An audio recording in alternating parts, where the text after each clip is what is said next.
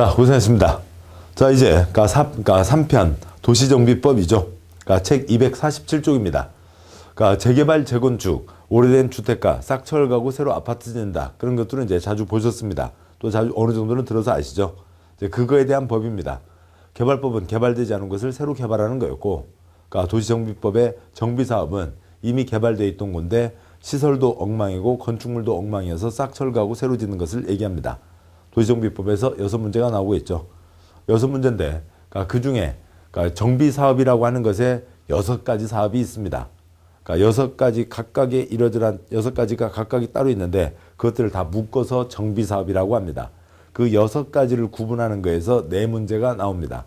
그래서 정비법은 6가지 정비사업 이름을 혀에서 소리내서 하셔야 되고 그다음에 그것을 구분하시는 게 주 초점이 됩니다.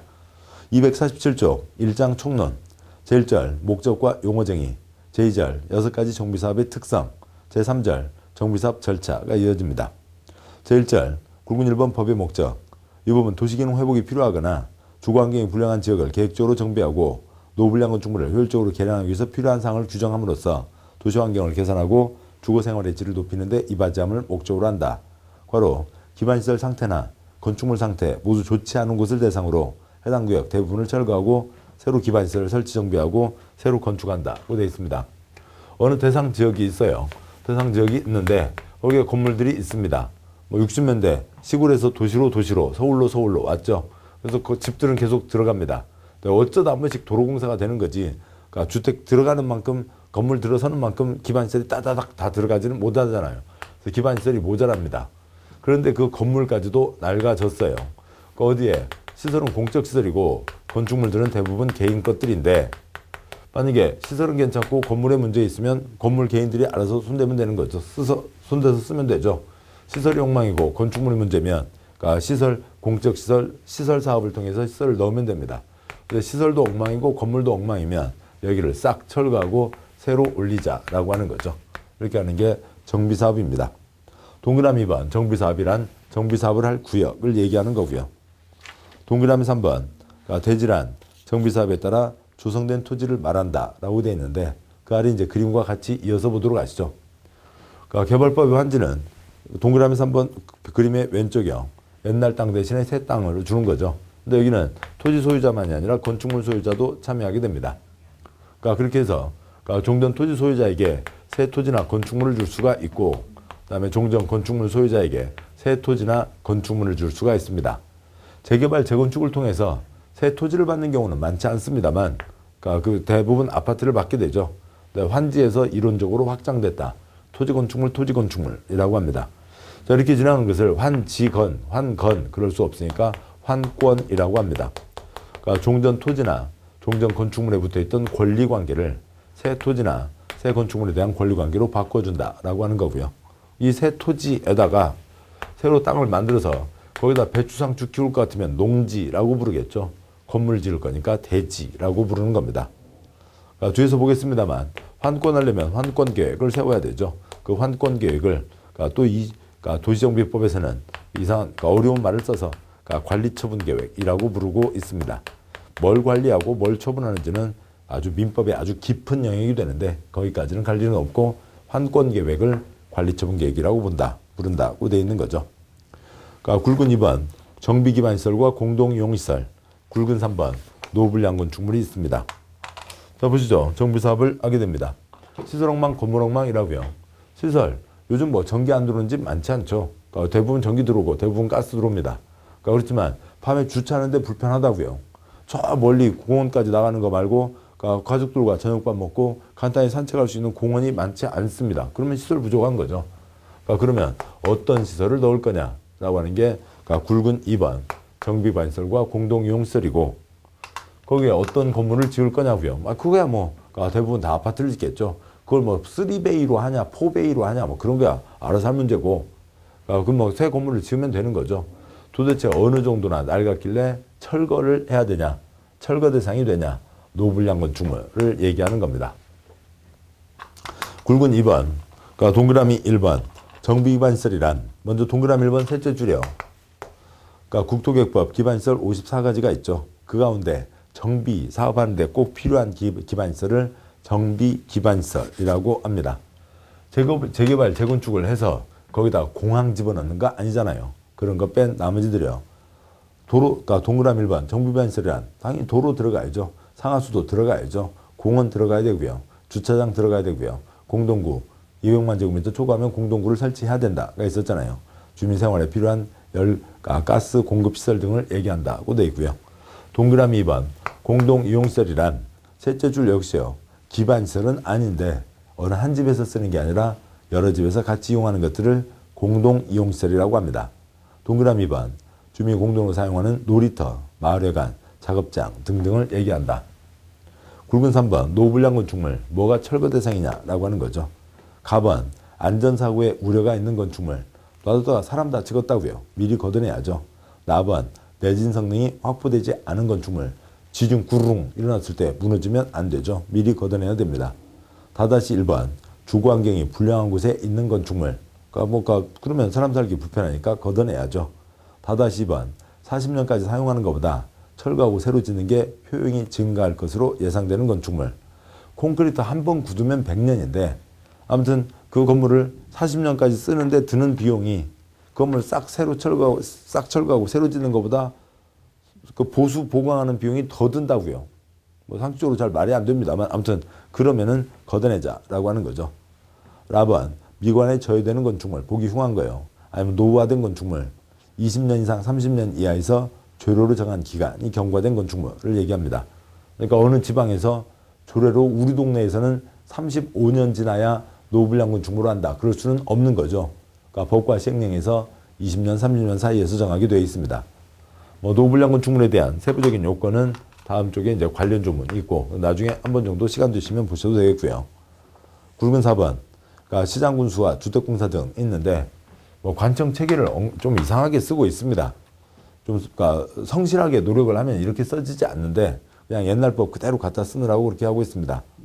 동그라미 1번 우리가 알고 계시는 그러니까 장관, 시도지사, 시군구가 있죠. 시도지사가 그러니까 특별시, 광역시, 그러니까 세종특별자치시, 도, 그다음에 제주특별자치도가 있습니다. 도 아래 시와 군이 있고 특별시, 광역시 아래 구가 있죠. 물론 광역시에 군도 있습니다.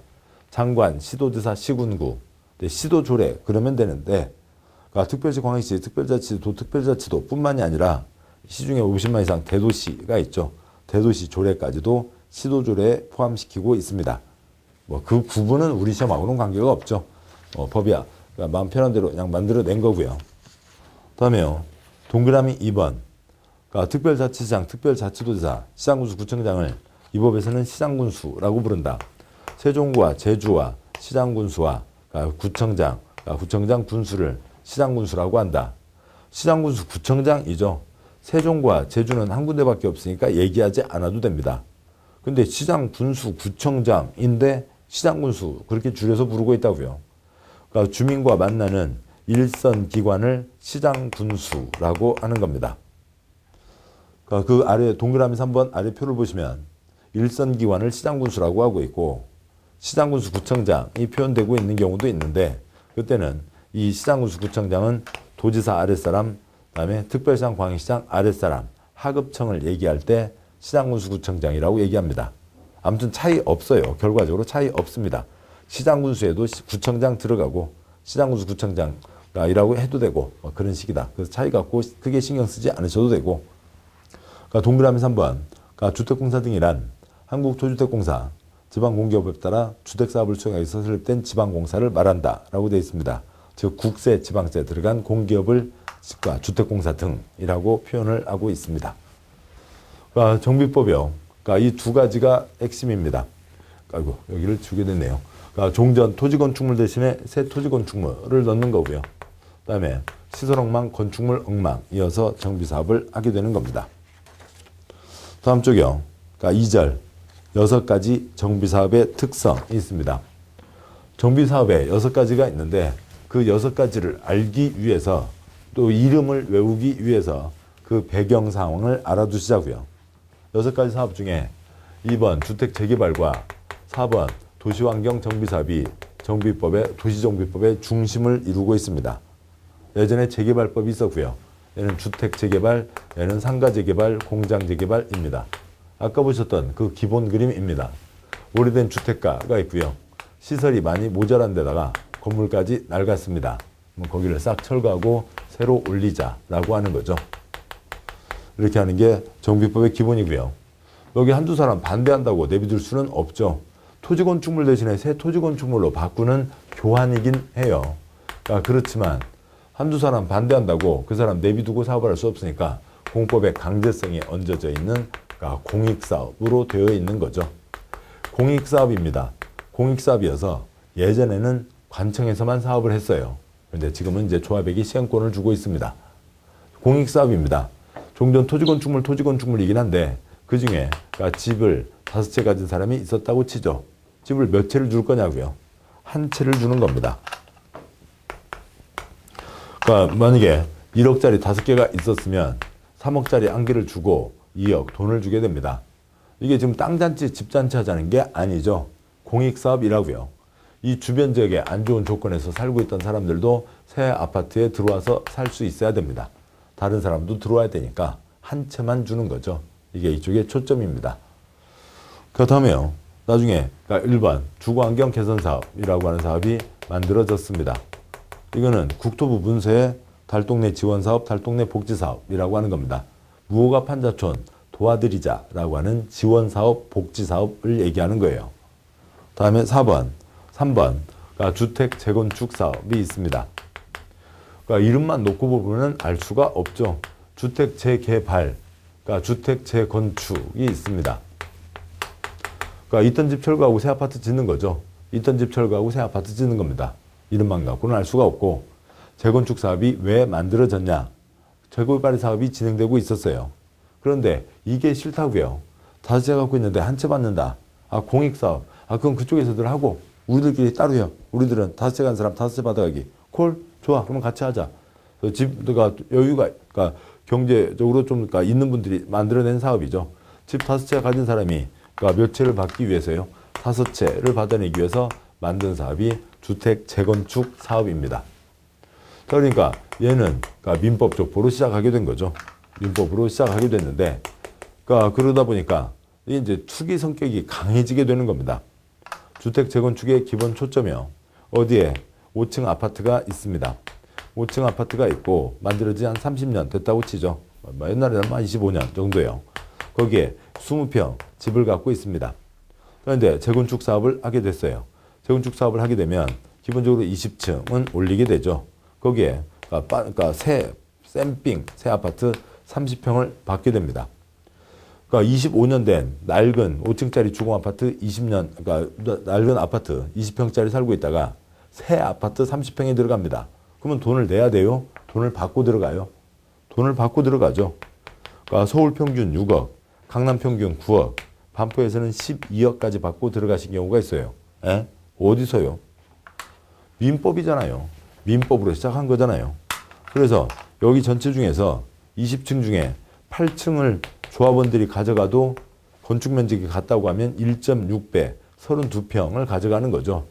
나머지 이 12개 층은 이분들의 노력에 의해서가 아니라 소유자였고, 이게 민법으로 가는 것 때문에 이분들이 가지게 되는 겁니다. 국민 전체가 이 땅에서 우리 국민 전체가 살기 위해서 필요한 어떤 건축물의 총량이 있을 테고, 그게 용적률로 표현된다면 그 중에 일부를 여기에다 얹어준 거죠. 근데 그 소유권을 이분들이 갖는 거라고요. 그렇게 돼서 이분들이 이걸 일반 분양하는 거죠. 1.8배 덤태기를 씌웁니다. 조합원들이 예를 들어서 제곱미터당 1,000만 원 가져간다면 이건 1,800만 원에 분양을 해도 새 아파트니까 사람들이 다 들어오게 되는 거예요. 여기서 생긴 모든 수익들을 조합원들이 나눠 가지게 되는 거죠. 그게 서울 평균 6억, 강남 평균 9억, 강남에서 12억까지 받은 경우도 있었다고요. 어떻게 하실래요? 꾸리꾸리 20평 살고 계실래요? 현찰 9억 얹어져 있는 32평에 들어가실래요? 누구라도 들어가는 거죠. 누구라도 재건축하려고 하는 겁니다. 그러면은 콘크리트 값만 따져서요. 20평이어서 2억, 여기 30평에서 3억이라고 치죠. 감가상각 낡은 건 빼고요. 그러면 2억짜리 아파트가 얼마짜리가 되는 거예요? 3억이 아니죠. 이 경우로 보면 이게 12억이 되는 겁니다. 2억짜리를 갖고 있으면 콘크리트 3억짜리하고 현찰 9억이 얹어져서 나오는 거잖아요. 12억이 되는 겁니다. 2억짜리 아파트가 갑자기 8억, 갑자기 10억으로 뛰게 되죠. 어떤 사람은 나는 1억만 먹을게. 나는 5천만 원만 먹어도 좋아. 그러니까 12억까지 뛰게 됩니다. 돈이 다 이리로 몰리게 되고 그래서 국가 경제를 유지할 수가 없는 상황까지 이르렀었습니다. 그러니까 2000년대 초반에요. 그래서 이제는 재건축 더 이상 놔둬서는 안 되겠다. 이제는 재건축 민법 아니야. 재건축도 공법에다 집어넣는다. 재건축도 공익사업으로 성격 변환을 시켰습니다. 재건축을 규제하기 위해서 도시정비법을 만든 거예요. 자, 그러면 재건축 이제는 공익사업 됐습니다. 5채 가진 사람 몇 채요? 5채인 거죠. 만약에 한 채를 줄 것 같으면 재건축을 없애버리면 되잖아요. 5채 갖고 있을 때 한 채 주는 재개발 사업이 있습니다. 재건축 잠깐 했는데 안 되겠다. 재건축은 못한다. 없애버린다. 그러면 되겠지만 그랬다가는 아까 2억짜리 10억이 들어간 사람들 가만히 있겠어요? 난리가 벌어지는 거죠. 재건축이라는 이름이 있습니다. 몇 채요? 5채 갖고 있으면 5채인 거죠. 10채 갖고 있으면 10채를 받게 되는 겁니다. 물론 바글바글 지역은 과밀 억제 권역이라고 하는 곳은 다른 사람도 들어와야 되니까 한 채, 두 채, 세 채까지 주는 경우도 있지만 그게 아닌 대한민국 대부분 지역은 5채를 받아가는 겁니다. 다음에요. 그러니까 5번. 그러니까 주거환경관리사업이라고 하는 게 또 생겼습니다. 여기는 주거환경 개선, 좀 손대는 거죠. 여기는 주거환경 관리만 하는 겁니다. 한옥지구 등 현대적 시설이 제대로 갖춰지지 않은 곳에 그러니까 시설을 넣어주는 사업을 하는 거죠. 한옥은 일단 주차장이 건물 안에 없잖아요. 그 건물 안에 지붕이 있으면 건물이죠. 한옥 안에 대문이 있으니까 차가 넘어 들어갈 수가 없어요. 또 옛날 한옥은 그 배수시설이 각 집에서 담 옆으로 또랑으로 물이 흘러가는 거지. 그러니까 그 동네에 큰 하수 파이프가 정해져 있지 않은 거죠. 그런 시설을 넣어주자는 사업이 주거환경관리 사업입니다. 그래서 얘는 그냥 국토계획법에 시설 사업을 하면 되는 거예요. 네.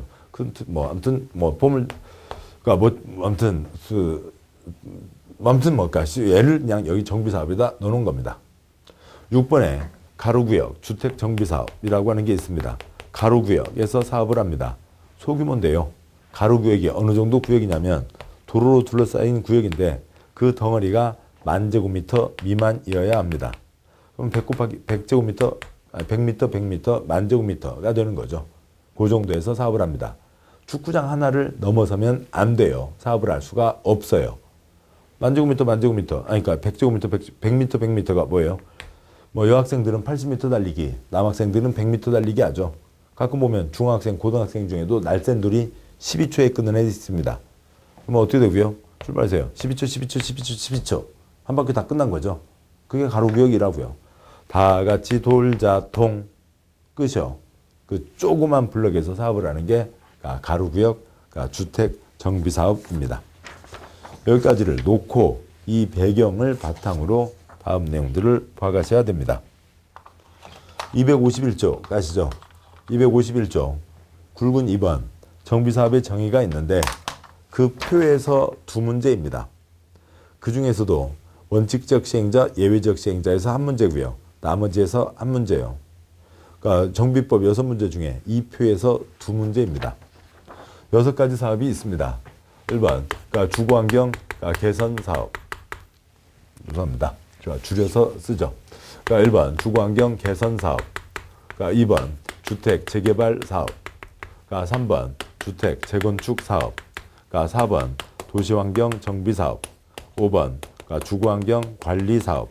그러니까 6번 가로구역 주택 정비 사업이 있습니다. 그러니까 정비 사업을 하려면 정비구역을 지정하고 사업을 하는 게 기본입니다. 정비구역에서 사업을 한다. 그러니까 기본인데 아닌 예외들이 다 따라가는 거죠. 정비구역을 지정하고 사업을 합니다. 그런데 가로구역은 정비구역이 아닌 가로구역에서 합니다. 그냥 따로 지정하지 않는다고요. 도로로 둘러싸인 그 땅 눈으로 다 보이는 거죠. 재건축은 그러니까 정비구역 지정하지 않고도 할 수가 있다라고 하는 거고요. 그 다음에 뒷내용 계속 가면서도 성격이 더 분명해집니다만 먼저 짚고 가면 지금 앞에서 말씀드렸듯이 2번 재개발 사업과 4번 도시환경 정비사업이 옛날 재개발법이 있었습니다. 그 법에다가 나머지 4개를 끼워 넣은 거라고요. 그러니까 그리고 도와주자는 사업, 달동네 지원 사업, 개선 사업이 있고 그다음에 도로 놔주자는 사업, 하수도 파이프 묻어주자는 사업, 주거환경 관리 사업이 있습니다. 도와주는 사업이죠. 재건축은 민법 족보로 시작을 했습니다. 아직도 민법 성격 강하게 남아있고요. 가로구역은 거의 민법 수준의 교환과 큰 차이가 없습니다. 왜 그러냐면 그냥 그 뭐 고구마 한 박스 하고요. 감자 한 박스 하고 우리 집 고구마 두 박스가 있는데 하나 남는데 어쩔까? 우리 집은 감자 두 박스요. 그럼 한 박스씩 바꿔서 먹자. 그거라고요. 그냥 그 정도의 소규모 사업이어서 거의 민법 수준인데 공법이니까 강제만 얹어져 있는 거죠. 소규모 사업이어서요. 계속 갑니다. 6가지 사업의 정의요. 그건 이제 뒤에서 문장들을 볼 겁니다. 여기는 기반시설 상태가 극히 열악하고, 여기는 열악하고, 여기는 양호하고, 얘는 상업지역, 공업지역에서 하고, 얘는 시설을 넣어주는 거고, 얘는 가로구역에서 소규모로 사업을 하는 겁니다. 6가지 사업에 누가 참여할 수 있냐? 토지 소유자, 환지는 토지 소유자지만 여기는 환권이니까 토지 건축물, 토지 등 소유자가 참여하게 되는 거죠. 그래서 건축물 소유자, 그러니까 지상권, 토지 소유자, 건축물 소유자가 참여합니다. 토지의 막강한 영향력, 지상권자도 회의에는 참여할 수 있어요. 회의에는 참여할 수 있지만, 그러니까 새 아파트 받는 거는 토지 건축물 소유자만 새 아파트를 받는 거죠. 토지 소유자, 건축물 소유자, 지상권자, 토지 소유자, 건축물 소유자, 지상권자입니다. 여기 4가지는 다 정비구역의 토지 소유자, 건축물 소유자, 지상권자고, 다 6번째 사업은 정비구역이 아닌 가로구역에 있는 토지 소유자, 건축물 소유자, 지상권자가 참여합니다. 재건축, 단독주택도 재건축할 수 있고요. 그러니까 가끔 단독주택은 재개발, 공동주택은 재건축 그런 거 아니고요. 단독주택, 공동주택 다 재개발되고요. 단독주택, 공동주택 다 재건축됩니다. 근데 주로 공동주택이죠. 공동주택 101동 307호를 떠올려 보시자고요. 그러니까 여기는 건축물 및 부속 토지 소유자. 101동 307호 갖고 있으면 대지 지분을 같이 가지고 있는 거죠. 그걸 얘기합니다. 및이니까 동시에 갖고 있어야 돼요. 재건축에서 여차저차 사정으로 땅 없이 콘크리트만 갖고 있으면 돈 받고 쫓겨납니다. 재건축 사업에서 여차저차 사정, 콘크리트 없이 땅만 갖고 있으면 돈 받고 쫓겨납니다. 2가지를 동시에 갖고 있어야 됩니다. 사업의 시행자요. 사업을 누가 할 거냐에 대한 겁니다. 시행자의 원칙, 원칙적 시행자. 사업을 누가 할 거냐. 보시죠. 그러니까 이쪽은 지원 사업입니다. 그래서 시장구수, 주택공사 등이나 아니면 공공출자법인이라고 하는 그러니까 그 공적기관이 지원 사업을 할 수 있고, 주거환경관리사업도 그러니까 도로 놔주는 사업이죠. 그래서 공적 주체가 하는 겁니다. 시장구수, 주택공사 등이 사업을 할 수가 있습니다. 그러니까 이것이 아닌 경우에는 그러니까 토지 등 소유자들로 조합을 만들어서 하는 게 기본이에요.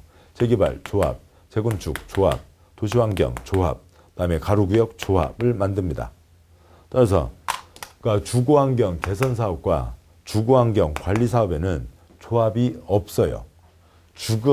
주거에는 주거도 조합이 없습니다. 그런데 도시환경 정비 사업은 소유자가 단독으로 할 수도 있습니다. 그러니까 뭐 곧 말씀드리겠습니다만 그 자리에 가서 말씀드리죠. 팥죽 할머니가 큰 땅 가진 분이 그러니까 길가에다가 자기 땅 그 안에 있는 지나가는 길에다가요. 그러니까 그거 뭐예요? 팥죽 끓이고 있었습니다. 주변에 이런저런 뭐 갈치 아줌마, 꽁치 아줌마, 배추 할머니, 그다음에 상추 할머니 앉아서 시장이 만들어졌어요. 근데 비 와서 저벅거리니까 그 팥죽 할머니가 할머니들, 아줌씨들 일어나셔. 한번 정리 좀 하고 갑시다. 좀 가주세요. 그러니까 콘크리트 깔고 지붕 덮고 100원짜리도 꼭 끌고 다닐 수 있는 카트까지도 넣습니다. 시장 현대화 사업을 팥죽 할머니가 자기 땅에서 했다고요. 그렇게 할 수도 있는 거죠. 소유자나 조합이 다른 자와 공동으로 할 수도 있습니다. 그거는 빼고요. 자, 그런데 이렇게 하다 보니까 문제가 있는 거죠. 공익사업인데 조합에게 소유권이 와 있습니다. 그러다 보니까 조합 만드는데 찌그락빠그락, 내부에서 찌그락빠그락, 또 아니면 조합은 이익의 극대화, 그러니까 주변의 공익을 놓치게 되고 그런 특별한 경우가 있으면 여기는 애당초 자기가 들어가니까 자기가 들어갈 필요가 자기를 제끼고 들어가는 건 아니고, 그러니까 지금 여기도 엉망인데요. 아무튼 뭐 법이 엉망인 곳은 한두 군데도 아니고 뭐 여기까지도 이제 포함을 하고 있다고요. 시장구수 주공이 자기가 자기를 제끼고 자기가 자기 대신에 들어가는 겁니다. 말이 안 되는 거죠. 아무튼 소유자 조합 제끼고 그러니까 공적 사유, 9가지가 있으면 소유자 조합을 제끼고 시장군수나 주택공사 등이나 지정개발자라고 하는 땅 부자나 신탁업자를 시행자로 지정해서 사업을 하게 할 수도 있습니다. 외적 시행자, 이 시행자에서 한 문제요. 다음에 사업의 시행 방법이 있습니다. 사업을 어떻게 할 거냐라고 하는 거죠. 종전, 토지건축물 대신에 새 토지건축물 주는 게 환권. 그런데 그것을 관리처분계획이라고 부른다고요. 그래서 관리처분계획에 따른다. 관리처분계획에 따른다. 토지건축물 대신에 토지건축물 환권으로 진행을 한다고 되는데 환권이 안 되는 게 한 가지가 있습니다. 주거환경관리사업은 관리자를 먹어갔나요? 물어갔죠. 그러니까 여기가 관리가 안 된다고 하실 수도 있고 어느 동네에 도로공사하러 왔는데 누가 땅 뒤적거리고 건물 철거하고 하는 경우는 없죠. 다음에 도로 포장하러 왔는데요. 다음에요. 환권에 4가지가 있죠. 4가지 중에 토지 대신에 토지가 포함되는 겁니다. 그러니까 환권이면 당연히 4가지가 포함되고 토지 대신에 토지가 포함되는데 환지가 포함되는데 그걸 또 따로 써놓고 있어요. 그러니까 부분적으로 환지를 병행할 수 있다. 근데 환지가 안 된다 3가지가 있습니다. 재건축은 땅만 갖고 있으면 돈 받고 쫓겨나는 거지 새 땅을 받는 게 아니죠. 여기는 애당초 환권이 안 되니까 환지도 안 되는 겁니다.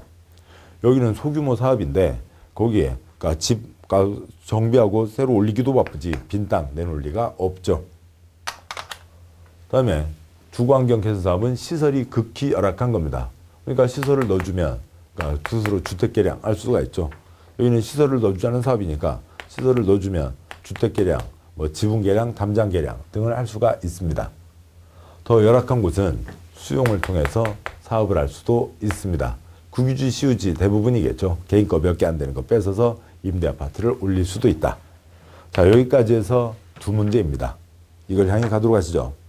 2-1번, 정비사업 정의. 정비사업이란 이번 요청한 절차에 따라 도시기능을 회복하기 위해서 정비구역, 가로주택 사업 경우에는 가로구역에서 정비반시설을 정비하거나 주택 등 건축물을 개량 건설하는 6가지 사업을 말한다. 시설엉망, 건물엉망이어서 시설 회복한다. 시설과 건물을 새로 회복하겠다라고 하는 거죠. 2-2번, 정비사업의 종류. 동그라미 1번, 주거환경 개선사업은 도시저속 주민이 집단으로 거주하는 지역으로 정비반시설이 극히 열악하고 노블량 건축물이 과도하게 밀집한 지역에서 주거환경을 개선. 여기는 무허가 판자촌이었죠. 무허가 판자촌이니까 관청에서 계획 세워서 집어넣는 도로 그런 게 없습니다. 그냥 무허가 집들이 들어서 있고 그 집과 집 사이로 길이 있어서 사람들이 다니는 거지 관청에서 계획된 도로를 넣은 적이 없다고요. 시설이 극히 열악한 겁니다. 이번 주택 재개발 사업은 정비반 시설이 열악하고 노블량 건축물이 밀집한 지역에서 주거환경을 개선한다는 거죠. 오래된 주택가, 근데 그 처음 만들 때는 도로 있었다고요. 그러고 집들이 있었습니다. 근데 건물 들어서고 있는데 시설이 쫓아가지 못한 거죠. 그래서 지금은 안 좋다고요. 시설엉망, 도로 포장 상태가 안 좋고 여기는 포장 상태가 좋고 그게 아니고요. 그러니까 기반시설이 차지하는 면적 비율이 낮다는 거죠. 예를 들어서 기반시설이 꼭 도로, 수도, 하수도, 전기만이 아니라 주차장, 공원 없으면 열악한 겁니다. 3번 주택 재건축 사업. 정비반시설은 양화나 노블량 건축물이 밀집한 지역에서 주거환경을 개선한다. 한 재건축 사업 경우에는 정비구역이 아닌 구역에서 시행하는 사업을 포함한다. 정비구역 정하지 않고도 할 수 있다. 양호, 도로 포장 상태가 좋은 게 아니라 주택법에서 아파트 단지를 지을 때 이것저것 시설을 같이 넣게 되는 겁니다. 그래서 이미 도로가 빵빵하게 갖춰져 있는 거예요.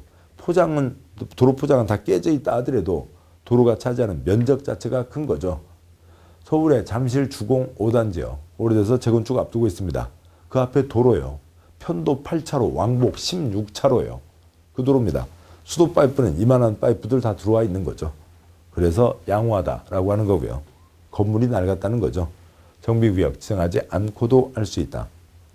4번 도시환경 정비사업, 상업지역, 공업지역 등으로 토지의 효율적 이용, 도심, 부도심, 도시기능 회복, 상권 활성 등이 필요한 지역에서 도시환경을 개선하기 위해서 시행하는 사업. 옛날에 상가 재개발, 공장 재개발을 얘기하는 겁니다. 5번 주거환경 관리사업, 단독주택, 다주택 등이 밀집한 지역에서 정비반 시설, 공동이용시설, 확충을 통해서 주거 환경을 보전, 정비, 개량하기 위해서 시행하는 사업이라고 되어 있고요. 6번 가로주택 정비사업. 우리 시험은 주관식 없으니까 그냥 편하게 가로구역, 주택 정비사업. 정비구역을 지정하지 않고 노블양군 중립 일집한 가로구역에서 종전가로를 유지하면서 소규모로 주거 환경을 개선한 사업이 있습니다. 2-3번 그 가로구역 주택 정비사업은 동그라미 2번 가로구역이란 정비구역이 아닌 대통령령으로 정하는 구역을 말하며 다음 경우를 말한다. 가로구역이란 도시군계획 시설로 설치된 도로로 둘러싸인 일단의 지역, 도로로 둘러싸인 땅이 가로구역, 블럭이죠. 작은 1번 해당 지역 면적이 10,000제곱미터 미만이고 작은 2번 해당 지역을 통과하는 4m 이상 도로가 설치되어 있지 않을 것. 그러니까 12초 다 같이 돌자 통. 그죠? 조그만 블럭이라고요. 그 안에 4m 도로만 지나가도 여기 이쪽 건너편 같이 할 수 없다고요. 조그만 하나의 블럭을 얘기하는 겁니다. 동그라미 3번은 세부적인 사항 보시면 되겠습니다. 굵은 3번 토지 등 소유자요. 누가 참여하냐라고 하는 거죠. 3-1번 이 네 가지 사업에서는 그러니까 네 가지요. 정비구역에서 진행하는 네 가지 사업에 대해서는 정비구역 안에 소재한 토지 소유자, 건축물 소유자, 지상권자가 참여할 수 있습니다. 그 예외적 시행자에 대한 사항은 생략하고요. 다음 쪽에 3-2번 가로주택 정비사업은 가로구역에 있는 정비구역이 아니라 가로구역에 있는 토지 소유자, 건축물 소유자, 지상권자가 참여할 수 있습니다. 3-3번 주택 재건축 사업에서는 동그라미 1번 건축물 및 부속 토지 소유자가 참여를 합니다. 따라서 동그라미 3번 재건축 사업에서 건축물만 아니면 토지만 소유한 자는 토지 등 소유자에 해당하지 않으며 대지 건축물 분양받을 수도 없고요. 그 사람들에 대해서 사업 시행자는 매도 청구할 수 있다. 돈 주고 뺏는 겁니다. 공법에서 뺏는 것은 수용, 민법 족보에서 뺏는 것은 매도 청구라고 부르고 있습니다. 3-4번 재건축 사업을 제외한 5가지 사업의 동의자 수 산정 방법과 분양 기준이 있는데요. 재건축은 토지 등 소유자 형태가 다르죠. 그래서 나머지 4가지가 있는 겁니다. 보시죠. 동그라미 1번. 그러니까 1인이 다수 필지의 토지, 다수의 건축물, 땅 10개, 건물 10개 소유하고 있는 경우 필지 건축물 수에 관계없이 토지 등 소유자 1인으로 산정할 것. 한 사람이 땅 10개, 건물 10개 갖고 있으니까 한 사람이 갖고 있는 거죠. 한 사람입니다. 한 표라고요. 두 번째 괄호. 그러니까 토지 소유자, 건축물 소유자가 다르면 토지 쪽에 한 표, 건축물 쪽에 한 표. 그러니까 토지 건축물이니까 토지 쪽에 한 표, 건축물 쪽에 한 표. 토지 소유자면 토지나 건축물 하나를 받아가고 건축물 소유자면 토지나 건축물 하나를 받아가는데 사람이 같으면 그러니까 같이 갖고 있었고 또 10개를 갖고 있어도 한 표, 하나를 받아가는 거죠. 동그라미 2번. 토지의 지상권 설정되어 있는 경우 토지 소유자, 해당 토지의 지상권자를 대표하는 1인을 토지 등 소유자로 산정할 것, 괄호, 토지 쪽에 한 표. 토지의 막강한 영향력, 지상권 설정하고 있으면 지상권자도 회의에 참여할 수 있다. 둘 중에 누가 나갈지는 모르는 거죠. 한 표입니다. 왜 그러냐면 만약에 토지 소유자, 지상권자 각각 한 표씩 가서 2표를 행사한다. 그러면 어느 사람이 토지의 지상권 하나를 설정해 놓겠어요. 토지에다 지상권 100개를 설정해 놓고 101명 총회장 들어가서 난리를 펼 거잖아요. 안 되는 겁니다. 토지 쪽에 한 표인 거죠. 동그라미 3번. 한 필지의 토지, 하나의 건축물이 그러니까 수인의 공유에 속하는 때에는 수인을 대표하는 1인을 토지 등 소유자로 산정할 것. 수인, 여러 사람을 얘기하는데 대표적으로 어느 시에 있었던 480명을 들 수가 있습니다. 그러니까 8평짜리 땅이요. 그러니까 24, 25제곱미터, 5m. 한번 손 뻗어 보세요. 요거 두 개요. 그래서 5m 땅에 5m 되는 25제곱미터 땅에 480명 공유 들어갔습니다. 무슨 생각으로요? 다 아파트 하나씩 내놓으라고요. 그러면 그 25제곱미터 땅 하나 그것 갖고 사업, 거기가 포함되는데 그 사람들 대상으로 아파트 480채 주면서 사업할 수 있어요? 그럴 수는 없는 거죠. 그래서 다 합쳐서 한 표입니다. 다음 쪽이요. 254쪽에 동그라미 4번. 관리처분계획 수립 때 그러니까 분양 기준. 관리처분계획이 있죠. 나중에 새 아파트를 몇 채 줄 거냐인 건데요. 작은 1번. 1세대 1인이 하나 이상 주택 토지를 소유한 경우 1주택을 공급한다. 즉 한 사람이 땅 10개, 건물 10개 갖고 있어도 한 채 준다. 그게 원칙이죠. 재건축은 예외인 거고요. 2번 관리처분 계획에 따른 방법으로 시행하는 4가지 사업의 경우 정비구역, 가로구역에 지상권자를 제외한 토지 등 소유자에게 분양할 것. 즉 지상권자는 회의에는 참여할 수 있지만 새 아파트는 받을 수는 없다고요. 그러니까 동그라미 산정예가 있습니다. 요것보다도 간략한 표를 가지고 문제를 제시하고 답을 구하라 라고 하는 게 세 문제가 나온 적이 있습니다. 보시죠. 먼저요. 101번, 102번 땅은 토지 소유권, 건축물 소유권 다 합쳐서 A가 땅 2개, 건물 1개 다 합쳐서 1명이죠. 소유자 수 1명, 아파트 한 채를 줍니다. 103번은 B가 토지와 건축물을 갖고 있어요. 그러면 합쳐서 한 표, 한 채를 주는 거죠. 104번 땅은 C가 토지 소유자, D가 건축물 소유자입니다. 토지 쪽에 한 표, 건축물 쪽에 한 표, C도 한 표, D도 한 표, 두 표에 C도 한 채, D도 한 채, 두 채를 가져가는 거죠. 각각 한 채씩이요. 105번 땅은 이 토지 소유권에 F 지상권이 있습니다. 토지 쪽에 한 표이죠. 누가 나갈지는 몰라요. 둘이 알아서 정하라고요. 한 표. 그런데 아파트 한 채 지상권자는 받을 수가 없죠. 2가 새 아파트를 받아가는 겁니다. 107번 땅은 죄송합니다. 토지를 3명이 공유하고 있고 건축물을 3명이 공유하고 있습니다. 토지 쪽에 한 표, 건축물 쪽에 한 표, 두 표고 그다음에 아파트도 하나하나씩 두 채를 가져가게 되는 거죠. 그래서 이 표에서는 전부 8명이 있는 겁니다. 3-5번 재건축 사업은 동그라미 3번 내용이 초점인데 동그라미 3번은 아무튼 재건축은 그 표에 5칸이 있는데요. 네 번째 칸 과밀 억제 권역이 아니면 대한민국 땅 중에 수도권 서울, 인천, 경기가 12%, 그 중에서도 서울과 위로 의정부, 아래로 수원, 성남, 즉 우리나라 전체 땅의 5%에 해당하는 곳은 두 번째 칸, 세 번째 칸 과밀 억제 권역 한 채, 두 채, 세 채입니다만 과밀 억제 권역이 아닌 곳 대한민국 땅 95%에서는 10채 갖고 있으면 10채, 5채 갖고 있으면 5채 받아가는 겁니다.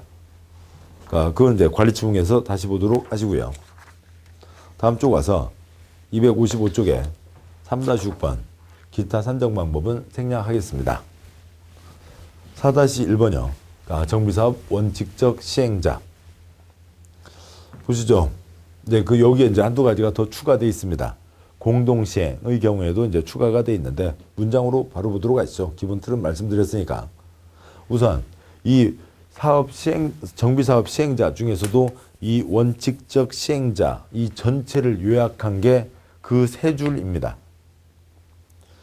그러니까 시장우수, 주택공사 등 지정개발자가 아닌 자가 정비사업을 시행하려면 토지 등 소유자로 구성된 조합을 설립하여야 한다. 조합 만들어서 시행하는 게 원칙. 단 도시환경 정비사업을 토지 등 소유자가 시행하려면 그렇지 않다. 조합을 설립하지 않을 수 있다. 팥죽 할머니가 자기 땅에다가 사업을 할 수가 있는 거죠. 아니 팥죽 할머니 꼭 혼자만 한다는 건 아니고요. 호박죽 할머니 같이 해서 2명, 3명이 모여서 할 수가 있습니다. 찌그만 땅 가진 깨죽 할머니는 빠지시고요. 그냥 소유자 큰 땅 주인끼리만 할 수도 있고 그 깨죽 할머니도 같이 참여해서 모두 참여, 강제 가입되는 것은 조합입니다. 전체 토지 등 소유자가 강제 가입되는 건 조합이고 이거는 큰 땅 가진 몇몇 사람들이 사업을 하겠다는 얘기입니다. 4.11 주거환경 개선 사업이요. 먼저 가기 전에 그 옆에 있는 조그만 표를 보시죠. 표의 둘째 줄 일정한 동의를 받아야 됩니다. 도와주는 사업, 지원 사업을 하는데도 그 안에 토지 등 소유자나 세입자의 동의를 받아야만 지원해 줄 수가 있다고요. 그러면 이쪽 분들은 무슨 생각이신데요? 관청 쪽에서 도와주겠다는데 도장을 안 찍어주는 사람도 있다고요. 우리 싫어. 선생님 도와주는 걸 싫다는 사람도 있네요. 무슨 얘기냐면 8688 서울 상계동입니다. 그러니까 거기는 이 규정이 없었어요. 강제 철거는 안 된다. 이 규정이 없으니까 8688 올림픽 아시안 때 미국에 무슨 수영 선수, 그러니까 이란의 레슬링 선수가 와서 서울 상계동을 왜 가요? 종로 인사동 한번 가보고 그다음에 명동에서 불고기 한번 먹고 가면 됐죠. 그런데 행여라도 그 사람들 서울 상계동 가서 안 좋은 판자촌 그런 모습 보고 에이 한국 별거 아니네 이런 얘기 할까 봐서 거기를 싹 철거를 한 거죠. 뭐였고요? 주거환경 개선 사업을 한 겁니다. 그러니까 근데 그분들은 어디로 가라고요? 갈 데가 없는 거죠. 아주 허름한 판잣집이었으니까 보증금 월세가 쌌습니다. 거기에 임대 아파트를 지어도 그 보증금 월세가 이분들로는 감당할 수 없을 정도로 비싼 가격이라고요. 살 수가 없게 되는 거죠. 반대가 엄청 심했고 많은 분들 다치고 그랬었어요. 그래서 이제는 강제 철거는 안 된다. 그런 취지입니다. 문장을 보시죠. 411 동그라미 1번 주거환경 개선 사업은 정비구역 지정을 위한 공람공고일 현재 예정구역 안에 토지 건축물 소유자 지상권자 3분의 2 이상 또는 과반의 동의와 세입자 과반수의 동의를 각각 얻어 시장구수가 직접 시행하거나 주택공사 등 또는 주거환경 개선 사업을 위한 공공출자법인을 사업시행자로 지정하여 시행하게 할 수 있으며 시장구수가 유시행자로 지정될 수 있는 자 주택공사나 공공출자법인과 건설업자 등록사업자를 공동시행자로 지정하여 시행하게 할 수도 있다. 네 가지 안 보셔도 괜찮습니다. 생략하죠. 동그라미 2번 그러니까 세입자 세대수가 토지 등 소유자 2분의 1 이하인 경우 등 다음 사유가 있는 경우에는 세입자 동의 절차를 거치지 않을 수 있다. 세입자 수가 적으면 세입자 빼고 토지 등 소유자 3분의 2 동의만 받고 갈 수도 있다고요. 동그라미 3번 시장구수는 천재지변 그 밖에 불가피한 사유로 인하여 건축물 붕괴의 우려가 있어 긴급히 정비사업을 시행할 필요가 있다고 인정하는 경우에는 유규정에 불구하고 토지 등 소유자 세입자 동의 없이 자신이 직접 시행하거나 주택공사 등을 사업시행자로 지정하여 시행하게 할 수 있다. 긴급히 필요한데 동의받을 시간이 없는 거죠. 다음 쪽이요. 257쪽 412 재개발 사업이요. 재개발 사업은 조합이 이를 시행하거나 조합이 조합원 과반 동의를 얻어 시장구수, 주택공사 등 건설업자 등과 공동으로 시행할 수 있다. 조합이 하거나 조합이 다른 자와 공동으로 할 수 있다. 공동으로 할래도 조합은 있어야 되는 거죠. 413 재건축 재건축 사업은 조합이 시행하거나 조합이 조합원 과반 동의를 얻어 시장구수, 주택공사 등 건설업자 등과 공동으로 시행할 수 있다. 그 건설업자 등에 포함되는 가지수가 위는 4가지고 여기는 2가지밖에 없는데 그것까지는 초점 아니고요. 414 도시환경 도시환경 정비사업은 조합 또는 토지 등 소유자가 시행하거나 조합 토지 등 소유자가 조합은 토지 등 소유자 과반 동의를 얻어 시장구수, 주택공사 등 건설업자 등과 공동으로 시행할 수 있다. 415 주거환경관리사업은 시장구수가 직접 시행하되 주택공사 등을 사업시행자로 지정하여 시행하게 하려면 어찌고 저찌고 공람공고일 현재 토지 등 소유자 과반 동의를 받아야 한다. 그러니까 416 가로주택 정비사업 가로주택 정비사업은 그러니까 조합이 시행하거나 조합이 조합원 과반 동의를 얻어 시장구수, 주택공사 등 건설업자 등과 공동으로 시행할 수 있다. 417은 생략을 하도록 하고요. 다음에 258쪽에 4-2번 예외적 시행자로 가도록 하죠. 그러니까 그 주거환경 개선 사업은 시장구수 주공이 아니까 빠지고 여기 5가지다라고 하는데 여기도 애당초 시장구수 주공이어서 그냥 말이 안 되는 거죠. 실제로는 이 4가지인데 법이 엉망진창이라 이걸 놓치고 있는 겁니다. 먼저요. 이 중에 하나인 지정개발자를 먼저 보시죠. 421 지정개발자는 다음 셋 중에 어느 누구를 말한다. 짝은 1번 정비구간의 토지면적 50% 이상을 소유한 자로 토지 소유자 50% 이상의 추천을 받은 자, 대지주, 땅 부자를 얘기하는 거죠. 짝은 2번 빼고요. 짝은 3번 그러니까 신탁업자로 정비구역 토지면적 3분의 1 이상의 토지를 신탁받은 자. 신탁을 받았으니까 그 땅을 그 사람들이 마음대로 쓸 수 있는 거죠. 그러니까 1번은 반 이상 소유, 그러니까 2번은 3분의 2 이상 소유와 거의 비슷한 수준입니다. 소유권은 남아있지만 신탁업자 뜻대로 다 이용할 수가 있게 되죠. 물론 신탁계약 내용에서 범위는 정해져 있습니다만. 422 공적 사유 9가지가 있으면 소유자 조합 제끼고 시장구수, 주택공사 등 지정개발자가 들어간다. 동그라미 1번 시장구수는 정비사업이 다음 공적 사유 9가지에 해당하는 때에는 주거환경 개선 사업을 제외한 5가지 정비사업의 원칙적 시행자, 소유자 조합, 규정에 불구하고 직접 정비사업을 시행하거나 주택공사 등 지정개발자를 사업시행자로 지정하여 정비사업을 시행하게 할 수 있다. 단 지정개발자는 128의 경우에만 들어갈 수 있다. 땅 부자는요. 다음 쪽 보시죠. 그 아래 동그라미 3번, 다음 쪽에 동그라미 4번 빼고 그러니까 공적 사유 9가지가 있습니다. 그러니까 1, 2, 8, 2에 2가 있고 7까지니까 1번부터 8에 2에 2가 있으니까 전부 9가지가 되는 거죠. 1, 2, 8의 경우에는 시장군수, 주택공사 등 지정개발자가 들어갈 수 있고 그 3가지가 아닌 나머지 6가지 경우에는 시장군수, 주택공사 등만 들어갑니다. 지정개발자, 땅 부자는 들어갈 수가 없다고요. 한 예를 들어보죠.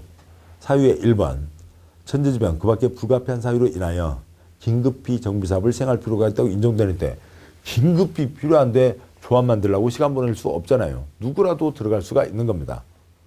그 다음에요. 그 아래 사유 중에 작은 3번 찾으셨나요? 1, 2, 8, 2에 2, 3번 지방자치단체장이 시행하는 국토계획법 규정에 의한 도시군계획 시설사업과 병행하여 정비사업을 시행할 필요가 있다고 인정되는 때 어느 한 자리에 지방에서 시설사업을 하고 있고 이쪽 조합에서 또 정비사업을 하면 더 어수선해지잖아요. 한 자리에 사업이 2가지면 사업은 필요하지만 시행자가 2명이면 어수선해집니다. 이쪽으로 내놔. 시장군수 주공이 할 수가 있는 거죠. 뭐 사유 가지고는 출제 횟수가 그 정도니까 너무 외우는데 초점 두지 않으셔도 되고 423 생략하고요. 424 4-424 정관 등 사업규칙이 있습니다. 그러니까 법과 각각 계획 빼고 그다음에 세부적으로 지켜야 되는 각 사업의 약속이죠. 셋째 줄 조합은 정관을 만들어야 되고 그다음에 2번 토지 등 소유자가 할 때는 규약을 만들어야 되고 3번 공적 주체, 시장군수나 주택공사 등이 할 때는 시행규정을 만들어야 됩니다. 4-3번 대행자 제도가 있습니다. 익숙하지 않은 표현이에요. 표로 보시죠. 원칙적 시행자, 소유자 조합이 있습니다. 공적 사유 9가지 왼칸이요. 왼칸. 공적 사유 9가지에 해당하면 소유자 조합 나서지도 못하게 하고 있던 조합 해체시켜버리고 시장군수, 주택공사 등 지정개발자가 시행자로 들어가는 거였죠. 그런데 오른쪽 칸이요. 그 공적 사유 9가지가 아니라 기타 사유로 버벅거리면 소유자 조합을 시행자로 놔둔 채로 시장군수, 주택공사 등 지정개발자가 대행자로 들어가서 사업을 대행하여 시행하는 겁니다. 대행한다라고 하는 건데 뭐 그러면은 이쪽은 그냥 명색만 남아있는 거고요. 실제 진행은 이쪽에서 하는 겁니다. 그러니까 겉으로 보이는 모습은 비슷해요. 그런데 법적 책임이 어디에 있냐고요. 오른쪽 대응의 경우에는 시행자가 소유자 조합이니까 그쪽에 법적 책임이 있는 겁니다. 그러니까 그 소송과 관련된 그 문제 빼고는 실제 모습에서는 큰 차이는 없습니다. 261쪽이요. 5번 정비사업 시행방법을 보시죠. 지금 표에 대한 내용은 아까 말씀드렸습니다. 그러니까 문장도 똑같은 거고요. 그래서 그냥 표만 다시 한번 보도록 하시죠. 다시 설명드리겠습니다. 종전 토지건축물 대신에 새 토지건축물을 주는 게 정비사업인데 이걸 환권, 관리처분 계획이라고 하죠. 관리처분 안 된다. 주거환경관리사업 시설만 넣어주는 거니까요. 그 다음에 부분적으로 환지를 병행할 수 있는데 환지 안 된다. 3가지. 재건축 땅만 갖고 있으면 쫓겨나죠. 주거환경관리사업 환권이 안 되니까 환지할 리도 없습니다. 가로구역 소규모 사업이어서 빈 땅 내놓고 가져가실 리가 없죠. 이쪽은 시설이 극혈학, 여기는 시설을 넣어주지 않은 사업이니까 시설을 넣어주면 주택을 개량합니다. 여기는 수용의 방법으로 할 수도 있어요. 이상들이 있고 그 수용이라고 하는 것이 무슨 얘기냐면 이런 겁니다. 거기까지를 보도록 하시죠. 문장에서는 요것만 이제 보려고 하는데 동그라미 1번 주거환경 개선 사업은 다음 하나에 해당하는 방법 또는 이를 혼용하는 방법에 따른다. 1번 관리처분, 2번 환지는 이제 있으니까 빼고요. 3번 주거환경 개선 사업 시행자가 정비구역 안에서 정비반시설 새로 설치 확대하고 토지 등 소유자가 스스로 주택을 개량하는 방법.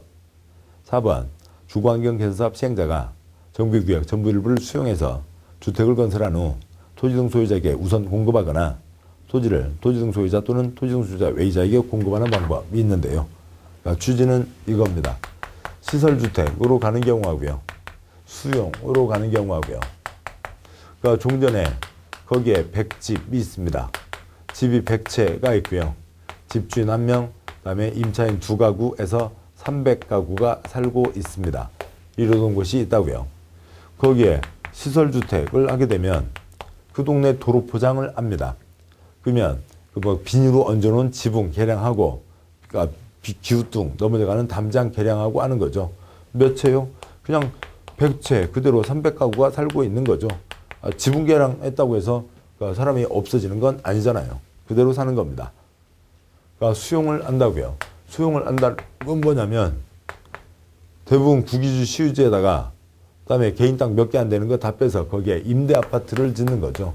임대 아파트를 짓게 됐습니다. 그래서 예를 들어서 2000세대, 2000집의 2000채가 들어서게 되는 거죠. 근데 2000채가 들어서지만 여기에 초점은 뭐냐면 여기에 300가구 중에 이 집에 들어갈 수 있는 사람은 100가구도 안 돼요. 나머지 200가구는 다 털려나는 겁니다. 그리고 새로 2,900가구가 들어오게 되는 거죠. 집주인 중에서도 못 들어가는 사람이 있어요. 왜 그러냐? 자격은 주어져요. 자격은 주어지지만 옛날 집 거기에서 그렇게 살고 있었는데 새 시형 아파트 그 임대 아파트 보증금과 관리비를 어떻게 되냐고요. 그걸 댈 수가 없어서 털려나는 분들이 많죠. 하면 시에서 저리로 융자를 해준다고 해서 도와주기까지도 하겠습니다만 당장 급하니까요. 어떻게 하냐면 이 집을 뭐 합법적으로 팔든 아니면 차라리 불법으로 또 아니면 불법으로 또 팔든 팔고 그냥 그동안 워낙 빚져 있던 거 처리하고 빚잔치 좀 하고 그다음에 또 이제 아무튼 또 비슷한 생활로 가시게 되는 게 대부분입니다. 그래서 아무튼 이것이 잘못됐다는 게 아니고 많은 집을 지어서 좀 더 나은 조건에서 많은 사람이 생활하게 하는 건 좋은데 임대료 보증금 임대료가 비싸니까 거기에 들어가지 못하는 사람들이 많아지는 겁니다. 시설주택과 수용의 방법은 그 동네 모양이 완전히 달라지는 겁니다. 그러니까 여기는 비슷한 모양이고 수용은 전혀 달라지는 거고요. 두 가지는 성격 차이가 완전히 다르다고요. 제3절 이하 내용은 잠깐 쉬고 다음 시간에 이어서 보도록 하시죠. 아무튼 6가지 사업의 특성을 꼭 알아두셔야 되는데 그러려면 우선은 6가지 사업의 이름을 혀에서 소리를 내셔야 돼요. 이름이 소리가 나와야 그 다음 차이들도 알아지게 되는 겁니다. 이름이 소리에서 안 나오면 정비법 앞으로 남은 모든 시간들 다 그냥 비슷비슷한 얘기만 진행되는 거예요. 하나도 구분이 안 됩니다. 이름은 혀에서 소리 나게 해주세요. 잠깐 쉬시고 다음 내용 가기 전에 우선 여기서 쉬시고 우선 이름을 각 사업마다 5번씩 쓰시면서 한 20번씩 소리내서 외워서 이름을 혀에서 나오게 하세요. 그래야 다음이 이어지고 다음이 공부가 되는 겁니다. 자, 고생하셨고 잠깐 쉬겠습니다. 수고하셨습니다.